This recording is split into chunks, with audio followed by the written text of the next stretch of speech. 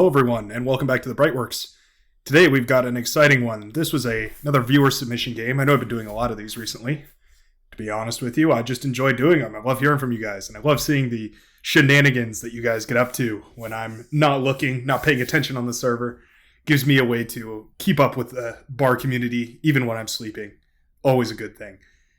Now today, this description for this video was, well, it described it as a 8 versus 8 PvP that devolves into 8 versus Raptor defense.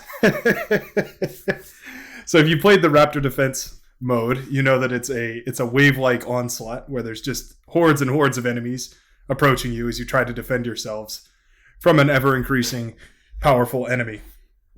So I'm excited to see what that means for Beyond No Reason. Now, this is a rather long game, so I'm going to be trying a format that I've been working on recently, which is to play these replays at a higher replay speed. I think we're going to try 4 today, and we'll see how that goes. And let me know down in the comments how you feel about that.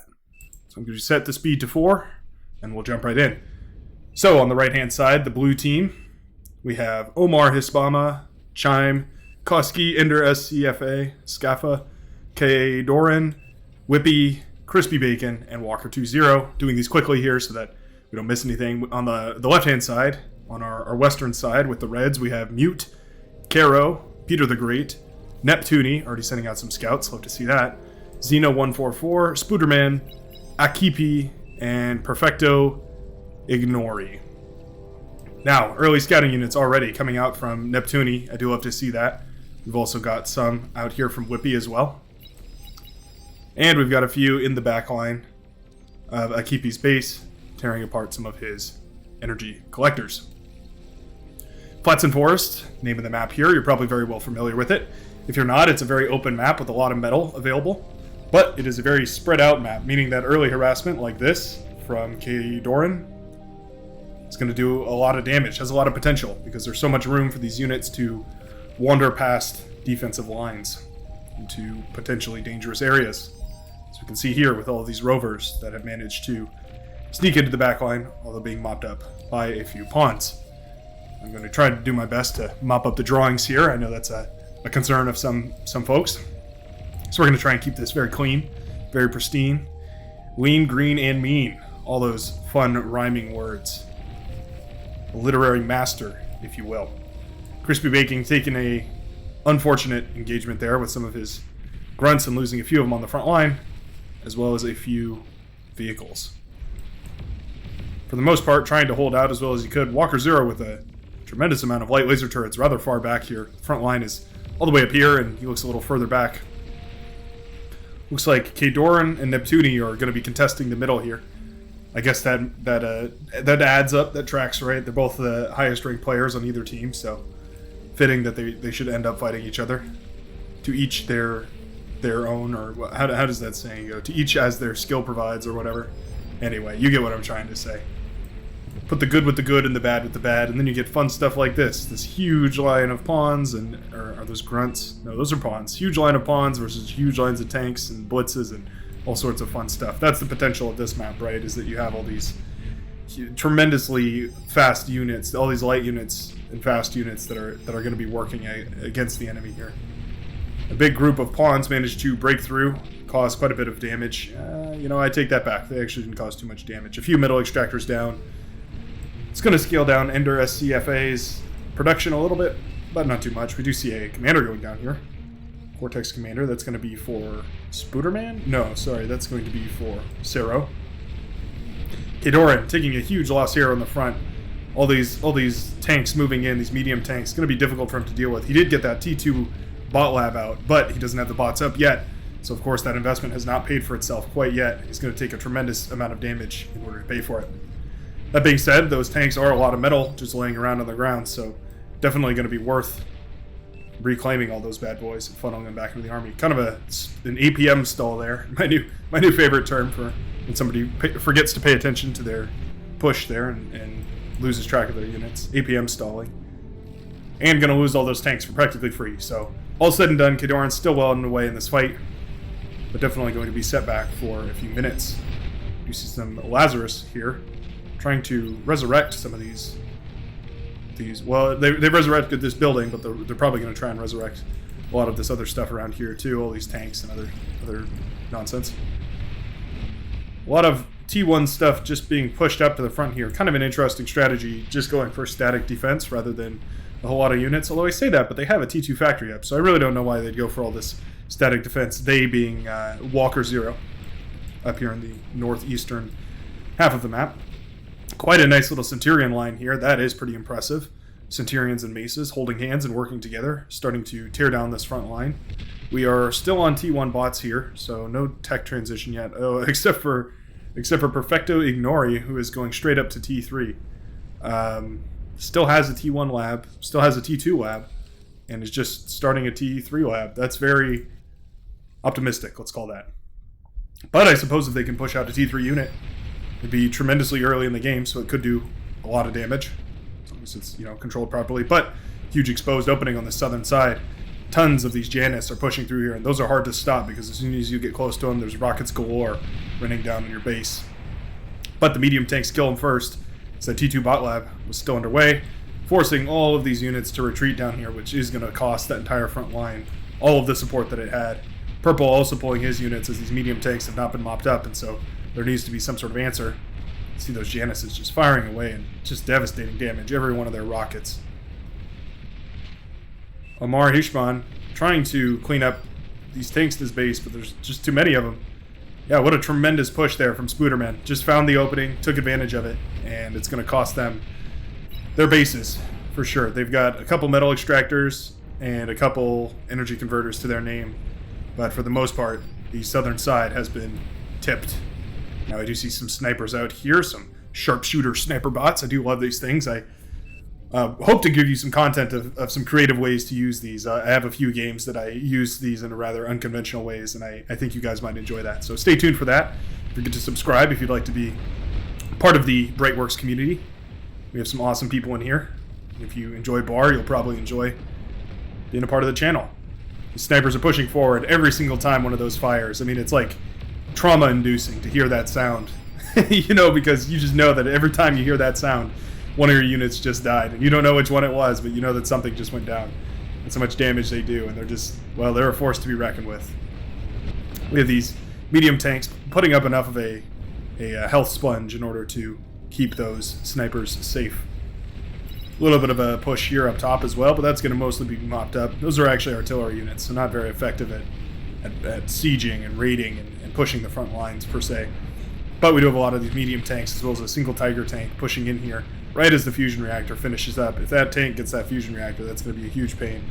Looks like the Sheldons here will mop up most of that, as well as some gunships. Looks like the resign is called, but it does get denied. I was going to say, it seems a little bit early for a resign. I looked at the replay duration for this game, and it goes on for an hour or so, so I'm pretty sure, I mean, not to spoil it, I guess, but I was pretty sure that couldn't go through. We have a T2 Air Lab pumping out these. Oh, we have the gunships out, but they weren't focusing. Oh, that's so tough to see. What a tremendous play by Zeno. Pushing through with just the right amount of units. He gets the anti-air defenses up so that those gunships can't come to his base and retaliate. Does he have any anti-air up here? A little bit. He has a chainsaw. Would be good enough. Yeah, that's going to be a tremendously unfortunate blow to Light Blue's economy. Ender SCFA. I'll just call him Ender for now. Gunship's getting a decent amount of damage here. Not going to be tremendously effective against the tanks, but definitely devastating against the artillery pieces. So a valuable enough usage of that, but we are going to have to spend a while rebuilding this base here if we want to get back into it. Now we do see Koski having a T2, I saw a T2 unit. Where did he produce it from? Oh, there it is. T2 bot lab here. We've also got a T1 bot lab, a T1 vehicle lab, and a T2 vehicle lab. So going for everything under the sun. Wow, this is interesting. All right, so a little note to Koski and anyone else who might be watching. Don't do this. That's 7,500 metal, 7,500 metal. That could just be a T2 bot lab. That could be a ton of army units. I mean, this is so excessive. And I mean, look at this. They can't even really do anything right now. Don't do this. Don't build this many gauntlets on the front lines. In fact, I have to check up here because okay, we did cancel the gauntlets. We instead went for some rattlesnakes and some pit bulls, which is a much better idea. higher range, higher damage, just a better unit overall. Oh no, this is dangerous. A huge minefield set up here. What you want to do in this situation with this many mines, you want to get a Juno up. Juno just disables mines outright, so you're going to not have to waste your units stepping on these mines in order to kill things. And that was unfortunate. Those mines actually backfired a little bit and did some damage to those bulls. Generally good idea to not keep your bulls parked there. Some hounds breaking through here on this northern line as well, as we see a fight in the middle contested by Sheldons and those medium T2 tanks. Those T2 tanks are fast enough to catch those Sheldons, so that could be a pretty devastating push if those get through, but it looks like there's enough Sheldons there to mop all that up. What we should really be looking up here is these huge packs of hounds have ravaged pink space here, light pink space. Now it looks like there's a ton of units on all sides, so eventually I have to guess that this will be cleaned up. You can see one by one those hounds do start falling down to those T2 artillery, those Mauser, which are just devastating. You know I love the Mauser. Any fan of this channel knows how much I love the Mauser. But it can definitely be a pain when you have to fight against them. A couple of hounds left over, residual hounds. They're going to be a pain, I'm sure. They're going to be microed towards whatever economy is left standing. Hopefully left to do a little bit of damage, pay for themselves in metal, or pay for their metal cost, I should say. But we do have to look away and focus on some of these other parts of the battlefield. We do have bulls out now, sort of becoming the standard unit for most of the battlefield here, and those bulls are so powerful. When they get into numbers, I mean, you see them tearing through this T1 army like it's not even there. Just paper thin that T1 army looks like.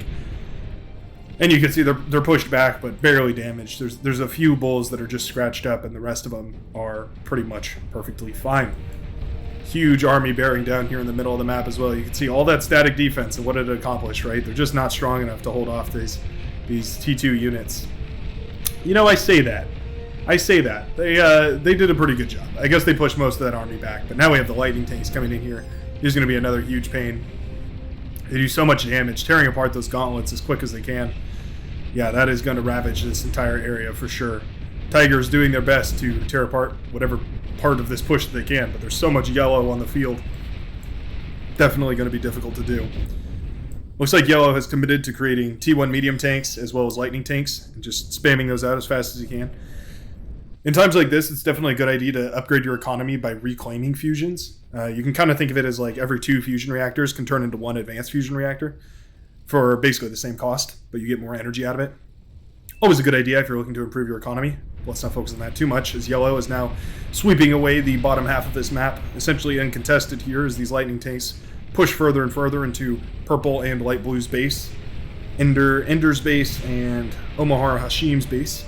And you can see that basically all of their economy is now ravaged. The very last of it goes down, a few metal extractors, a few storage, some batteries, a few constructors, 1 constructor for purple here. Don't see any constructors for light blue. I guess he's moved one up here in an attempt to escape. But truly not enough. Now, on the other hand, up north we do have a bunch of hounds bypassing the minefield. And the Junos, there they are, saving the day, paving a path through to allow these units to push without having to worry about the mines, or at least not worry too much about the mines. But these hounds have made it all the way back into this base and are now creating a tremendous amount of chaos. You can see they find all these fusion reactors, they find the advanced fusion reactors, and up goes that base. Reduced to molecules, crushed to oblivion. This push, however, still not dealt with. You do see quite a lot of T2 and T1 tanks pushing forward here, as well as a few Mauser. I do love that. This is a great composition, it really is. You have all the lightning tanks up front to do damage to any swarm that might come forward. You have the medium tanks to contribute enough damage to be really dangerous. And you have the Mauser to put out that long-range firepower to burst down any units that might stand in your way. Very, very good composition coming out of Yellow there, and I sure love to see it. We do see Orange's commander going down up top here. Not sure exactly what sniped that. Maybe a Shiva or 2 got a little too close, or maybe it was one of these mammoths. Those are pretty good too. Looks like they're going to start pushing forward. Good idea, since their southern flank is falling. You really need to do something to address all that. Yellow now looks like he's going to pull back his forces, kind of try and consolidate them in order to maybe address this push that's going on up north. You really have to, otherwise you're just going to lose on the northern side. And this is essentially as close as it gets to a base race here, folks. You really have the northern side collapsing, and the southern side, well, has already collapsed. So definitely trying to hold it together as best you can. Now these need to be getting as much value as possible out of here. When you're down a player like this, down 2 players, 3 players, half your map is gone, very important to get as much efficiency out as you can. I believe that was a nuke that we just saw land there. That's great. That's going to be most of Red's base gone, I believe. Yeah, he's got a few metal extractors for economy, but all of his energy production is down the drain. So Red is going to have to spend a little bit of time here rebuilding. He starts up some construction turrets right away. If we have a look at his economy, yeah, tons of energy and tons of metal and no way to spend it all, so his build turrets are a good idea. Now we see Shiva sweeping up from the northern side, finally opening up a little bit of space for the blue team to breathe as they've been pushed back into this far right corner. Indeed, like a raptor defense, they're just turtling up as well as they can. You can see this guy hard at work building a line of pit bulls. It's going to be prone to AoE damage. I would recommend spacing these out a little bit, but definitely not the end of the world. We do see a nuke coming down here. This could be huge. Oh, it takes out Pink's base, Pink's forward base anyway. There's still a lot of ego in the back here, but that was at least one production facility. I would love to see a nuke land on this yellow track right here, though. This could wipe out this entire army in one hit. That'd be a great play. We have a ton of Sheldon here raining down on these bulls, and that is a huge amount of free damage that they've got on all those. That really could turn the entire tide of this southern engagement here, just with how much extra damage those bulls could have put in and are now just scrap metal laying on the battlefield floor. Blue making an excellent play here to reclaim all that metal as well. That's definitely where the late game economy comes into play, is when you can reclaim enough metal off the battlefield to really turn things around for you. These T1 tanks being a nuisance, but the Shiva a pretty good counter. Enough AoE damage to really start burning those things down in mass, which is of course really good to see. Starting to focus some of that stuff down. We do have Razorbacks out here as well as Hounds, which are always nice. Very, very good unit to see. We have these kind of clumps of Shiva here, which are going to be able to fire one at a time, taking down those T2, or rather those T1 medium tanks. More than a few Sheldon here. Tons and tons of Sheldon. In fact, let's take a look here. 94 Sheldon. That's a tremendous amount of Sheldon there to be contesting all of these units. But really, there's not a whole lot left. I mean, we see quite a lot of medium tanks, but look at that waterfall of Sheldon blasts. Hopefully this gets clipped. This would be a great, I'll take a screenshot of that, because that looks like a great thumbnail here. Slow this down to one times speed. Yeah, look at that army. Absolutely devastating army of Sheldons. Alright, back up to full speed here. And you can see the Sheldons hard at work again, firing away into this grouping of medium tanks. Do we have anything else here? It looks like something ravaged the economy back of Xeno 144. Probably a Shiva or something else. Something strong must have made it back or in order to make it back that far, it must have been something strong. We do see some blind nukes coming out, but those aren't going to get anything done with all of this anti-nuke plopped in and around the area. Now, Red's base is vulnerable for the time being, although I say that right as his anti-nuke finishes up, so he is also going to be safe and sound from any of that kind of harassment. Sheldon's putting in a tremendous amount of work, but also severely grouped up, which is going to cause them to take extra AoE damage from those shots, those bull shots, as well as the Mauser. You see some residual Hounds left over as well. Looks like green, working on some economy, but also pumped out this nuke launcher. That's where those nuclear missiles have been coming out of. Time for him to switch to an air lab and start scouting. I think that'd be a great idea in order for him to tone up the effectiveness of his nuke launches without having to contribute a whole bunch to the front line. You see these, what are they called now? Pit bulls, putting in a good amount of work here, keeping these T2, or rather these T1 medium tanks away from the economy. Well, you know, not enough work though, as they do manage to find their way into the T2 energy converters and blow up most of those. All of those actually for Whippy in green. Another nuke coming out, blocked by the anti-nuke.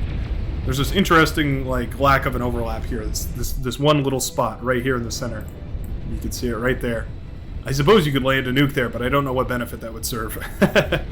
There is a more interesting overlap right here, and this is exactly what you want to scout for. Actually, never mind. I didn't see this one circle right here, which is covered by this anti-nuke right here. So, possibly prone to bombing. It's always something to think about in the late game. Just get a T1 lab up and start making bombers, and you know it won't be useful right away, but in 5 minutes when you're looking for a way to turn the tide of war against the enemy, you're going to look back at your base and you're going to see 200 T1 bombers lying around, and you're going to think, oh well, I'm glad I started that project. And sure enough, you'll have enough to cripplingly bomb the enemy into the Stone Age. Sheldon's, just that rain of fire coming out. And when you build those up in enough numbers, they just can become downright oppressive. Nothing can get close. They're very fast. See some nukes here landing on these Titans. Not very effective against Titans. They're quite chunky indeed. But the Sheldon's going to be much more effective. You can see burning down these Titans very quickly. Oh, don't get them too close though. It's very nice. Burning down one of the Titans and potentially burning down another one. Very important to keep those in a nice wide arc so that the AoE doesn't do too much damage. But it looks like the second Titan will fall as well. Now you've got this long-range artillery, which is going to be a pain. But we also have some T2 tanks pushing through on the front lines up here. And they're going to be mopped up by most of this defense that was created, so I guess that was well worth it. But that entire line of pit bulls was wiped out. Quite unfortunate. Quite sad to see. Now it'd be excellent to land a nuke right here or right here, anywhere on these front lines with these huge armies. Looks like there was a bit of a push down at the bottom, actually. I must have missed it, but there was a little bit of a run by here. Oh, as the commander goes down. That's a great snipe. That helps tremendously against Perfecto Ignore. He was the one pumping out these, what are these called? The Vanguard, these long-range artillery units, and taking those out is a tremendous boon to the southern side of this map here. Definitely looking more and more like a Raptors game. You know, they're huddled in the far right-hand corner, but actually significantly closer than I thought it would be originally. So very, very impressive to see. Now these Vanguards being worked on by these gunships, about 1% per shot here, so we're going to need, and there's the reinforcements, so that is going to get turned up a little bit. The damage per second is going to be tuned a little higher there. We see this Sheldon army, the main thing holding off these waves from red and yellow. Sheldon's highly effective, but you're definitely going to want to start moving into tier 2. We do see a advanced fusion reactor coming up. This is going to be a huge boon to the economy here. We definitely want to consider eating up our fusion reactors. Always remember that those are very metal dense and not nearly as efficient as the advanced fusion reactors are.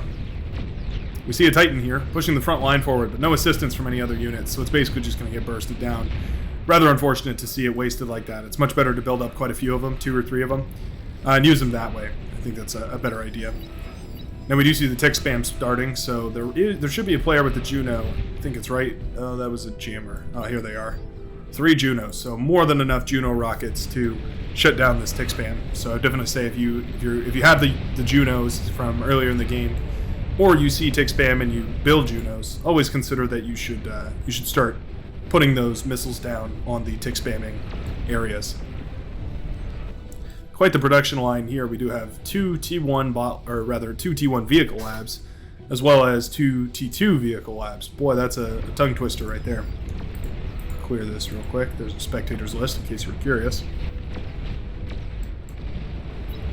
It looks like a Titan got up for just a second and then went right back down again. Wow, these are really tanky boys. It looks like those fat boys tanked that nuke as well. I'm surprised by that. Those are a lot stronger than you'd really think. Second nuke lands, but there's nothing left here.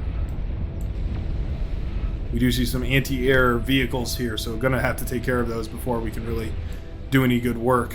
And I would love to see these res bots being dealt with here. That would be a nice thing to take care of before they get that Titan back up and running. Does not look like that's going to happen, though. Anti-air bots pushing forward here. And we do see res bots starting to patch together some of these units that were brought to the front lines. That's a great move. One great way to reinforce your army without having to spend a ton of metal. And if you already have the energy, of course, why not? Vanguard comes online, and that's going to be a tremendous gift for this army to deal with. We have nukes coming out left and right, landing wherever you can. I'm not sure if they're just placing these randomly or if they actually have vision over here. I guess we can check that, can't we? Let's take a look real quick. Yeah, not a whole lot of vision, but basically kind of just guessing that the stream of units is sort of headed in that direction, I guess. Maybe just looking for whatever buildings are being destroyed. Maybe there was some stuff left over here that they were able to see. A lot of friendly fire with these nukes, taking out a bunch of those gunships. Blue has to be annoyed, light blue that is, Ender. Ender's got to be annoyed with how many of those gunships have gone down. Now the ticks won't cause very much damage to these juggernauts, but they will waste a ton of juggernaut shots, which is incredibly annoying. Definitely want to make sure that you Juno at least where your juggernauts are going, so that ticks don't overwhelm them and waste all of their shots. accidentally hotkeying the anti-nuke in with that army, so the anti-nuke goes down, meaning that this area is prone to being bombarded nuclearly. Don't think that's a word, actually. Don't use that one in your English papers. But we do see catapults coming out on the front lines as well. Now this northern half is actually looking extremely vulnerable. I would love to see some units, maybe a T2 bot lab or something like that with some sprinters, and just routing them up through the northern side and down into the bases back here. At least forcing some of that pressure away from the other sides. Now look at this tremendous push here. We have tons and tons of these lightning tanks moving in here. One Razorback stands alone in the darkness to bind them and to find them. But these lightning tanks have found an advanced fusion reactor. Wimpy sending his commander to guard it, but it's not quite enough as these lightning tanks put in the damage to tear down that advanced fusion reactor. So their lines are broken. Their treaties have fallen. The world has turned against them as the Yellow Armada moves to crush the Blues team, the Blue forces. And there's not much left in this push, but I think it did enough damage to weaken this right-hand side. I think that was Wimpy's entire eco that got taken out there, so really reduced down to whatever units he's got, and going to be hard for him to rebuild. I don't think he even has a constructor to his name.